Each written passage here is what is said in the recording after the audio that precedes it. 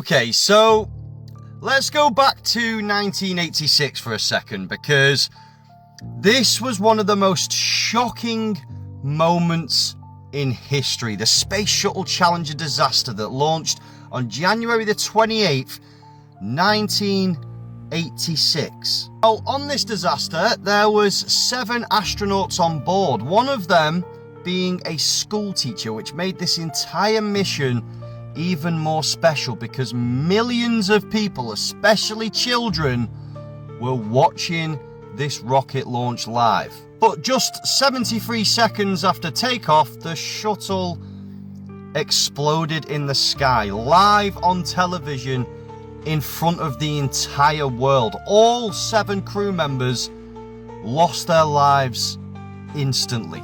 Now, these were the astronauts that horrifically lost their life, and like I said, this absolutely shook the world.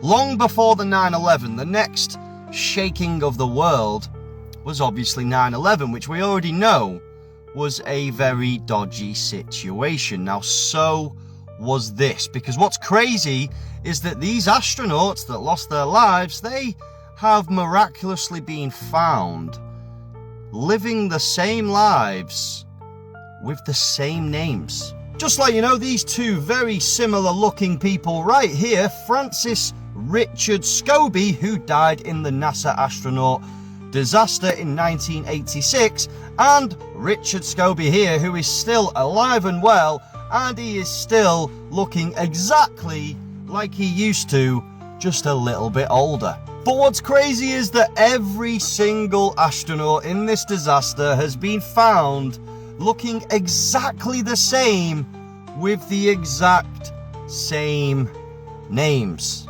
Thinking, well, Jack, how did they get out the spaceship then? Because it literally blew up 73 seconds into the journey and the whole world seen it, and it was a complete catastrophe, horrific disaster that shook the entire world. Well, you know how they love to mock us and tell us truth in plain sight, so they did show you exactly how they were going to leave this rocket before it took off.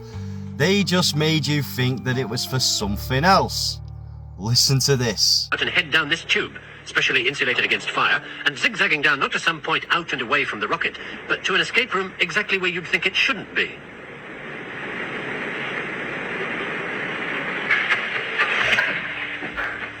Three and a half minutes after they get the warning in the capsule, the crew could be down here in the blast escape room via that 200-foot escape tube, 40 feet below the base of the rocket.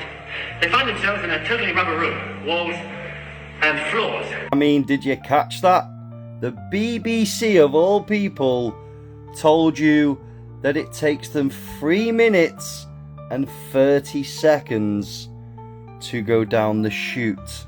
Yeah, anyway, this was just for entertainment. I'm only joking, beautiful people. Obviously, these people actually went up in this rocket, and the unfortunate people that were aboard this ship definitely haven't been found alive. These are just doppelgangers with the exact same names, exact same facial structures, and the exact same careers.